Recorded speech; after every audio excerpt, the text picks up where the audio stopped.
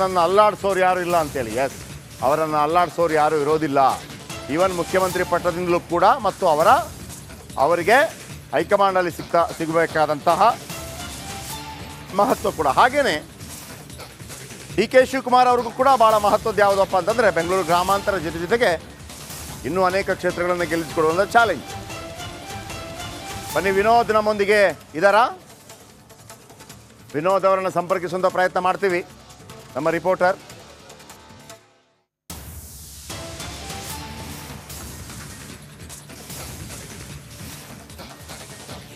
ವಿನೋದ್ ನಮ್ಮೊಂದಿಗೆ ಮೈಸೂರಿನಿಂದ ರೆಡಿ ಇದ್ದಾರೆ. ಎಸ್ ವಿನೋದ್, ಮಹತ್ವದ ಬೆಳವಣಿಗೆ. ನನಗೆ ವೀಕ್ಷಕರೇ ಒಂದು ನೆನಪು ಮಾಡ್ತೀನಿ ನಿಮಗೆ, ಬಹುಶಃ ನಿಮಗೆಲ್ಲ ತುಂಬ ಗೊತ್ತಿರ್ಬೋದು.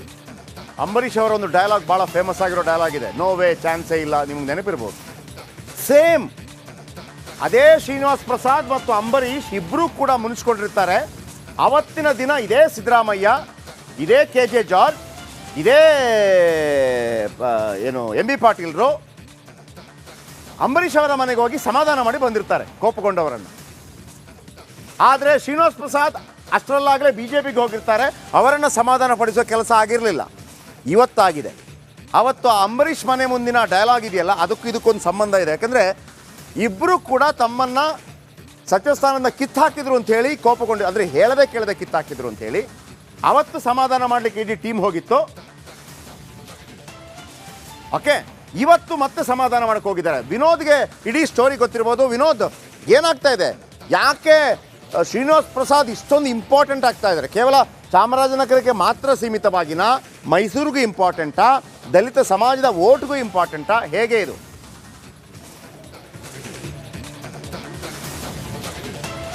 ಜಯಪ್ರಕಾಶ್, ಭಾಳ ಪ್ರಮುಖವಾಗಿ ರಾಜಕಾರಣದಲ್ಲಿ ಏನು ಬೇಕಾದರೂ ಆಗುತ್ತೆ ಅನ್ನೋದಕ್ಕೆ ಇವತ್ತಿನ ಘಟನೆಯೂ ಕೂಡ ಸಾಕ್ಷಿ ಆಗುತ್ತೆ. ಕಳೆದ ಹಲವು ವರ್ಷಗಳಿಂದ ಯಾವಾಗ ಸಿದ್ದರಾಮಯ್ಯ ಅವರು ಅಂದರೆ ಮೊದಲ ಬಾರಿಗೆ ಮುಖ್ಯಮಂತ್ರಿ ಆಗಿದ್ದಾಗ ಅವರೆಲ್ಲ ಸಂಪುಟದಿಂದ ತೆಗೆದುಹಾಕಿದ್ರು, ಅವತ್ತಿನಿಂದ ಇವತ್ತಿನವರೆಗೂ ಕೂಡ CM ಸಿದ್ದರಾಮಯ್ಯ ಹಾಗೂ ಸಂಸದ ಶ್ರೀನಿವಾಸ್ ಪ್ರಸಾದ್ ಅವರು ಭೇಟಿಯಾಗಿರಲಿಲ್ಲ, ಮಾತುಕತೆ ಕೂಡ ಮಾಡಿರಲಿಲ್ಲ. ಅಷ್ಟರ ಮಟ್ಟಿಗೆ ಸಾಕಷ್ಟು ಕೋಪಗೊಂಡಿದ್ದರು. ಜೊತೆಗೆ ಶ್ರೀನಿವಾಸ್ ಪ್ರಸಾದ್ ಅವರು ಪಕ್ಷವನ್ನು ಬಿಟ್ಟು ಬಂದ ನಂತರದಲ್ಲಿ ಕಾಂಗ್ರೆಸ್ಗೆ ಆದಂತಹ ಡ್ಯಾಮೇಜ್ಗಳು ಸಾಕಷ್ಟು. ಕಳೆದ ಚುನಾವಣೆಯಲ್ಲೂ ಕೂಡ ಬಿಜೆಪಿಯಿಂದ ಸ್ಪರ್ಧೆ ಮಾಡಿ ಚಾಮರಾಜನಗರದಲ್ಲಿ ಮೊಟ್ಟ ಮೊದಲ ಬಾರಿಗೆ ಬಿಜೆಪಿಯ ಬಾವುಟವನ್ನು ಹಾರಿಸಿದ್ರು. ಅಷ್ಟರ ಮಟ್ಟಿಗೆ ಕಾಂಗ್ರೆಸ್ಗೆ ಡ್ಯಾಮೇಜ್ ಎಲ್ಲ ಕೊಟ್ಟಿದ್ರು. ಈ ಇತ್ತೀಚಿನ ಕೆಲವು ದಿನಗಳಿಂದ ಏನೋ ರಾಜಕಾರಣದಿಂದ ಅವರು ನಿವೃತ್ತಿಯನ್ನು ಘೋಷಣೆ ಮಾಡಿದ್ದಾರೆ. ಈಗಾದರೂ ಕೂಡ ಶ್ರೀನಿವಾಸ್ ಪ್ರಸಾದ್ ಅವರ ಬೆಂಬಲ ಯಾರಿಗೆ ಸಿಗುತ್ತೆ ಅನ್ನೋದು ಕೂಡ ಸಾಕಷ್ಟು ಕುತೂಹಲ ಮೂಡಿಸಿತ್ತು. ಶ್ರೀನಿವಾಸ್ ಪ್ರಸಾದ್ ಕೇವಲ ಮೈಸೂರು ಮತ್ತು ಚಾಮರಾಜನಗರಕ್ಕೆ ಲೀಡರ್ ಆಗೋದಿಲ್ಲ, ಎಂಟೈರ್ ಕರ್ನಾಟಕಕ್ಕೆ ದಲಿತ ಸಮುದಾಯದ ಪ್ರಭಾವಿ ಮುಖಂಡರಾಗಿದ್ದಾರೆ. ಇವರ ಆಶೀರ್ವಾದವನ್ನು ಸಿಕ್ಕಿದರೆ ಸಾಕು, ಒಂದು ರೀತಿಯಲ್ಲಿ ಪಕ್ಷಕ್ಕೆ ಸಾಕಷ್ಟು ದೊಡ್ಡ ಮಟ್ಟದಲ್ಲಿ ಪ್ಲಸ್ ಆಗುತ್ತೆ ಅನ್ನೋದು ಎಲ್ಲರ ಅಭಿಪ್ರಾಯ ಕೂಡ ಆಗಿತ್ತು. ಸೊ ಹೀಗಾಗಿ ಎರಡೂ ಪಕ್ಷದ ಅದೇ ದೋಸ್ತಿ ನಾಯಕರಿರ್ಬೋದು, ಈಗಾಗಲೇ ಕಾಂಗ್ರೆಸ್ನ SC ಮಾದೇವಪ್ಪ ಇರ್ಬೋದು, CM ಪುತ್ರ ಇರ್ಬೋದು, ಕಳೆದ ಹಲವು ದಿನಗಳಿಂದ ಅವರೆಲ್ಲ ಭೇಟಿ ಹಾಕಿದ್ರು. ತದನಂತರದಲ್ಲಿ CM ಅವರು ನಾನು ಭೇಟಿ ಮಾಡೋದಿಲ್ಲ ಅಂತೇಳಿ ಒಂದು ಮಾತು ಹೇಳಿದ್ದು. ಆ ಕ್ಷಣದಲ್ಲೂ ಕೂಡ ಒಂದಷ್ಟು ಸಾಕಷ್ಟು ಚೇಂಜಸ್ಗಳಾಗ್ತಾ ಇತ್ತು. ತದನಂತರದಲ್ಲಿ BJP ಕೂಡ ಎಂಟ್ರಿ ಆಗಿ ಇವರ ಏನು ಕೋಪವನ್ನು ಶಮನ ಮಾಡೋದಕ್ಕೂ ಕೂಡ ಪ್ರಯತ್ನವನ್ನು ಮಾಡಿತ್ತು. ಆದರೆ ಇವತ್ತು ಏಕಾಏಕಿ ಈಗಾಗಲೇ ಕಳೆದ 2 ದಿನಗಳಿಂದಲೂ ಕೂಡ ಅವರು ಮೈಸೂರು ಮತ್ತು ಚಾಮರಾಜನಗರ, ಮಡಿಕೇರಿ ಪ್ರವಾಸದಲ್ಲಿದ್ದಾರೆ. ಸೊ ಹೀಗಾಗಿ ಶ್ರೀನಿವಾಸ್ ಪ್ರಸಾದ್ ಅವರ ಶಕ್ತಿ ಏನು ಅಂತೇಳಿ ಸಿದ್ದರಾಮಯ್ಯವ್ರಿಗೆ ಗೊತ್ತಿದೆ. ಯಾಕಂತಂದರೆ ಹಲವು ವರ್ಷಗಳ ಕಾಲ ಅವ್ರ ಜೊತೆ ಒಡನಾಟ ಇಟ್ಕೊಂಡಿದ್ದಾರೆ.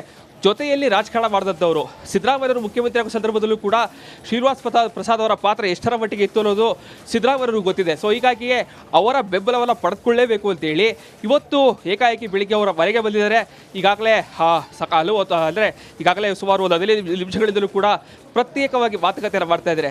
ಈಗ ಸದ್ಯಕ್ಕೆ ಅವ್ರಿಗೆ ಬೇಕಾದರೆ ಚಾಮರಾಜನಗರ ಲೋಕಸಭಾ ಕ್ಷೇತ್ರದಲ್ಲಿ ಶ್ರೀನಿವಾಸ್ ಪ್ರಸಾದ್ ಅವರ ಬೆಂಬಲ ಸಾಕಷ್ಟು ಪ್ರಾಮುಖ್ಯತೆಯನ್ನು ಪಡ್ಕೊಳ್ತಾ ಇದೆ. ಈಗಾಗಲೇ ಅವರು ಏಕಾಏಕಿ ಟಿಕೆಟನ್ನು ತಮ್ಮ ಕುಟುಂಬಕ್ಕೆ ಎಳೀಲಿಕ್ಕೆ ಕೇಳಿದ್ರು, ಅವ್ರಿಗೆ ಕೊಡಲಿಲ್ಲ ಅಂತೇಳಿ ಉಳಿಸ್ಕೊಂಡಿದ್ರು. ಸೊ ಹೀಗಾಗಿ ಬಾಲರಾಜ್ ಅವರಿಗೆ ಟಿಕೆಟ್ ಸಿಕ್ಕಿದೆ. 4-5 ಬಾರಿ ಅವರು ಬಂದು ಭೇಟಿಯಲ್ಲಿ ಆಗಿದ್ರು ಕೂಡ ಇಲ್ಲೂ ಕೂಡ ನಾನು ರಾಜಕಾರಣದ ನಿವೃತ್ತಿಯಾಗಿದ್ದೀನಿ, ಯಾರೇ ಬಂದರೂ ಕೂಡ ನಾನು ಅವರಿಗೆ ಆಶೀರ್ವಾದ ಮಾಡ್ತೀನಿ ಅಂತ ಹೇಳಿದರು. ಒಂದು ರೀತಿ ಶ್ರೀನಿವಾಸ್ ಪ್ರಸಾದ್ ಅವರ ಮನೆ ದೇವಸ್ಥಾನ ಆಗಿತ್ತು. ಯಾರೇ ಬಂದರೂ ಕೂಡ ಆಶೀರ್ವಾದವನ್ನು ಕೊಡ್ತಾ ಇದ್ರು. ಆದರೆ ಯಾರಿಗೆ ಆಶೀರ್ವಾದವನ್ನು ಮಾಡ್ತಾ ಇದ್ದೀರಿ ಅಂತೇಳಿ ಎಲ್ಲೂ ಕೂಡ ಓಪನ್ ಆಗಿ ಹೇಳ್ತಾ ಇರಲಿಲ್ಲ. ಸೊ ಹೀಗಾಗಿ ಇವತ್ತು CM ಸಿದ್ದರಾಮಯ್ಯರು ಕೂಡ ಬಂದಿದ್ದಾರೆ. ಅವರೆಡೆ ಆಗುವಂತಹ ಮಾತುಕತೆಗಳು ಕೂಡ ಈಗ ಸಾಕಷ್ಟು ಕುತೂಹಲ ಮೂಡಿಸುತ್ತೆ. ಇವತ್ತಿನ ಮಟ್ಟಿಗೆ ರಾಜ್ಯ ರಾಜಕಾರಣದಲ್ಲಿ ಒಂದು ಮಹತ್ತರ ಬೆಳವಣಿಗೆ. ಶ್ರೀನಿವಾಸ್ ಪ್ರಸಾದ್ ಅವರ ಬೆಂಬಲ ಯಾರಿಗೆ ಸಿಗುತ್ತೆ ಅನ್ನೋದೇ ಕೂಡ ಈಗ ಸಾಕಷ್ಟು ಕುತೂಹಲ ಮೂಡಿಸ್ತಾ ಇರುವಂಥದ್ದು. ಇನ್ನೊಂದು 5ರಿಂದ 10 ನಿಮಿಷಗಳಲ್ಲಿ CM ಅವರು ಭೇಟಿಯಾಗಿ ತನ್ನ ಅಳಿಯನಿಗೆ ಸಿಕ್ಕಬೇಕು ಅಂತಿತ್ತು, ಅಳಿಯನಿಗೆ ಸಿಕ್ಕಿಲ್ಲ. ಮತ್ತೋರು ಅಳಿಯ ಕಾಂಗ್ರೆಸ್ಗೆ ಹೋಗಿದ್ದಾರೆ. ಈಗ ಸಿದ್ದರಾಮಯ್ಯ ಬಂದ ನಂತರ ಏನಾಗ್ಬೋದು ಶ್ರೀನಿವಾಸ್ ಪ್ರಸಾದ್ ಅವರ ನಿರ್ಧಾರ ಏನಾಗ್ಬೋದು? ಒಂದು ಊಹಾಪೋಹ ಹೇಳಕ್ಕೆ ಬರಲ್ಲ, ಯಾಕಂದರೆ ಬಿ ಜೆ ಪಿ ಕೂಡ ಟ್ರೈ ಮಾಡುತ್ತೆ, ಇಲ್ಲ ಅಂತಲ್ಲ. ಏನಾಗ್ಬೋದು ಅಂತ ಅನಿಸುತ್ತೆ ನಿಮಗೆ ಅಲ್ಲಿ ಲೋಕಲ್ ಫ್ಲೇವರ್ ನೋಡಿದಾಗ?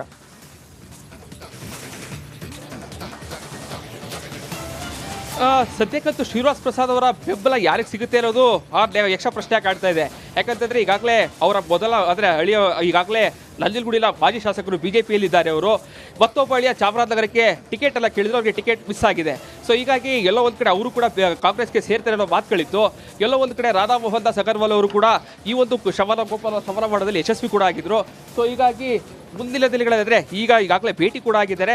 ಒಂದು ವೇಳೆ ಅವರ ಬೆಂಬಲ ಕಾಂಗ್ರೆಸ್ಗೆ ಸಿಕ್ಕಿದೆ ಆದಲ್ಲಿ ದೊಡ್ಡ ಮಟ್ಟದ ಪ್ಲಸ್ ಪಾಯಿಂಟ್ ಅಂತೂ ಕಾಂಗ್ರೆಸ್ಗೆ ಆಗುತ್ತೆ. ಕೇವಲ ಮೈಸೂರು ಭಾಗ ಅಲ್ಲ, ಎಂಟೈರ್ ಕರ್ನಾಟಕ ಭಾಗದಲ್ಲಿ ದಲಿತ ಸಮುದಾಯದ ದೊಡ್ಡ ನಾಯಕರಾಗಿದ್ದಾರೆ. ಸೊ ಹೀಗಾಗಿ ಅವರ ಬೆಂಬಲ ಮತ್ತು ಅವರ ಆಶೀರ್ವಾದವನ್ನು ಯಾರಿಗೆ ಪಡ್ಕೊಳ್ತಾರೆ ಅನ್ನೋದಕ್ಕೆ ಸಾಕಷ್ಟು ಯಕ್ಷಪ್ರಶ್ನೆ ಕಾಡ್ತಾ ಇದೆ. ಈಗಾಗಲೇ ಅಂದರೆ ಶ್ರೀನಿವಾಸ್ ಪ್ರಸಾದ್ ಕೂಡ ಕೋಪ ಇರುವಂಥದ್ದು, ಟಿಕೆಟ್ ಕೊಡುವಂತಹ ಸಂದರ್ಭದಲ್ಲಿ ನನ್ನ ಇದೆಲ್ಲ ಕೇಳಲಿಲ್ಲ, ಒಂದು ವೇಳೆ ನನ್ನ ಮಾತೆಲ್ಲ ಕೇಳಿ ಬಾಲರಾಜ್ಗೆ ಟಿಕೆಟ್ ಕೊಟ್ಟಿದ್ರು ಕೂಡ ನನಗೆ ಯಾವುದೇ ರೀತಿಯಾದಂತಹ ಇದಾಗ್ತಾ ಇರಲಿಲ್ಲ. ಟಿಕೆಟ್ ಅನೌನ್ಸ್ ಆದ ನಂತರದಲ್ಲೂ ಕೂಡ ನಮ್ಮನ್ನ ಸಂಪರ್ಕ ಮಾಡಿ ಮಾತುಕತೆ ನಡೆಸಿಲ್ಲ ಅನ್ನೋದು ಶ್ರೀನಿವಾಸ್ ಪ್ರಸಾದ್ ಇರುವಂತಹ ದೊಡ್ಡ ಮಟ್ಟದ ಕೋಪ ಇರುವಂಥದ್ದು. ಸೊ ಹೀಗಾಗಿ ಕಾಂಗ್ರೆಸ್ ಇದಲ್ಲೇ ಒಂದು ರೀತಿಯಲ್ಲಿ ಪ್ಲಸ್ ಪಾಯಿಂಟ್ ತೆಗೆದುಕೊಂಡು ಅವರನ್ನು ಭೇಟಿಯಾಗಿ ಅವರ ಆಶೀರ್ವಾದ ಪಡೆಯೋದಕ್ಕೂ ಕೂಡ ಮುಂದಾಗಿದೆ.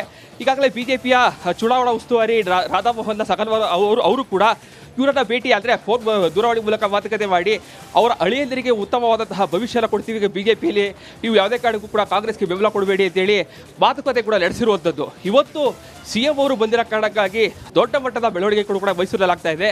ಸೊ ಹೀಗಾಗಿ ಮುಂದಿನ ದಿನಗಳಲ್ಲಿ ಇವರ ಆಶೀರ್ವಾದ ಯಾರಿಗೆ ಸಿಗುತ್ತೆ ಅವರಿಗೆ ಒಂದು ದೊಡ್ಡ ಮಟ್ಟದಲ್ಲಿ ಪ್ಲಸ್ ಆಗೋದು ಯಾವುದೇ ರೀತಿಯಾದಂತಹ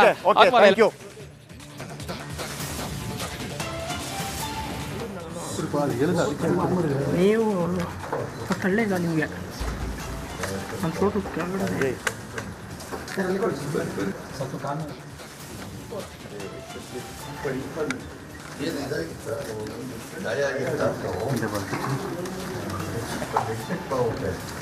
ಸಿದ್ದರಾಮಯ್ಯ ಆ್ಯಂಡ್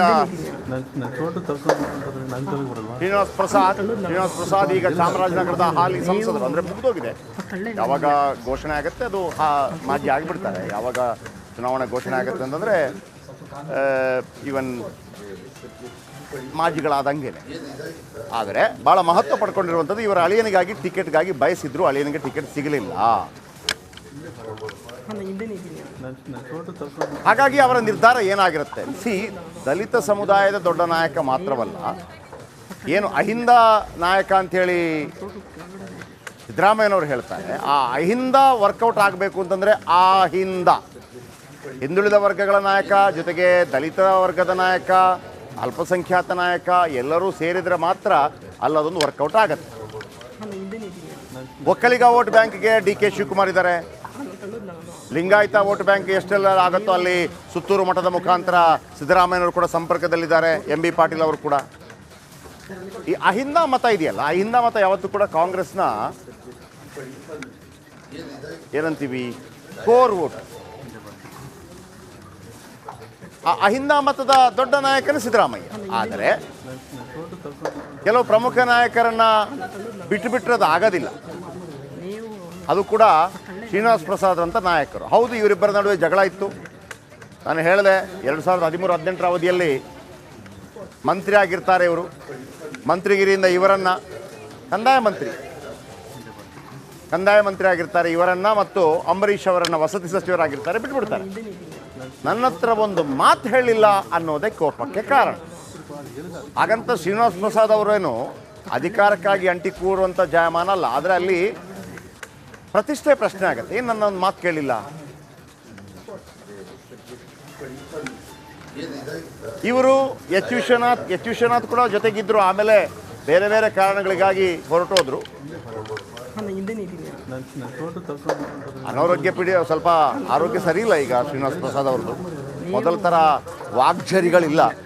ಮೊದಲೆಲ್ಲ ಅವರು ಸಭೆ ಸಮಾರಂಭಗಳಲ್ಲಿ ಮಾತಾಡಿದ್ರೆ, ವಿಧಾನಸಭೆಯಲ್ಲಿ ಮಾತಾಡಿದ್ರೆ, ಲೋಕಸಭೆಯಲ್ಲಿ ಮಾತಾಡಿದ್ರೆ, ಆಮೇಲೆ ಅವರು ಭಾಳ ಹೆಮ್ಮೆಯಿಂದ ಒಂದು ಹೇಳ್ತಾ ಇದ್ರು, ನಾನು ಯಾರು ಗೊತ್ತೇನು ರೀ, ಅಟಲ್ ಬಿಹಾರಿ ವಾಜಪೇಯಿ ಸಂಪುಟದಲ್ಲಿ ಸಚಿವರಾಗಿದ್ದವನು ನಾನು ಅನ್ನುವಂಥ ರೀತಿಯಲ್ಲಿ ಭಾಳ ಹೆಮ್ಮೆಯಿಂದ ಹೇಳ್ತಾ ಇದ್ರು. ಯಾರಿಗೆ ಸಪೋರ್ಟ್ ಮಾಡ್ತಾರೆ ಹಾಗಿದ್ರೆ ಶ್ರೀನಿವಾಸ್ ಪ್ರಸಾದ್? BJPಗ, ಕಾಂಗ್ರೆಸ್ಗ? ಇವರಿಗೆ ಒಂದು